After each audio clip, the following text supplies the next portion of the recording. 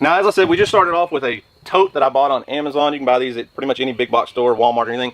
All I did was take my tub and just kind of measure out a layout. I wanted 5 plants in each one.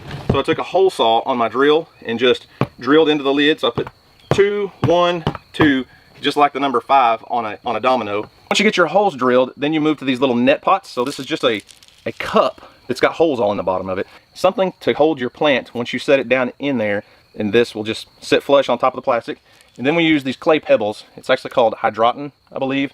And the concept here is this is to support your plant. So you're going to take one little plant and put in there, and you can tease the roots and pull all the soil off, wash all the soil off if you want. Put one little seedling in there, one little plant, or even just go to the nursery and buy a 6-pack of lettuce.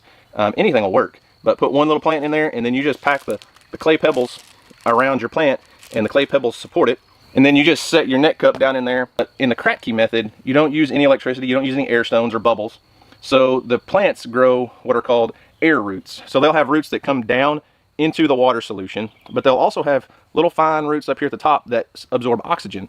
So when you fill your container, you only want to get about maybe 1/4 inch of water or so in the bottom of this cup. If you put too much water, if you get it to where this thing sits down in the water too deep, you'll drown your plant. One important thing that you don't want to forget, obviously, is fertilizer, because these plants are not going to grow without food. They need nutrients to survive.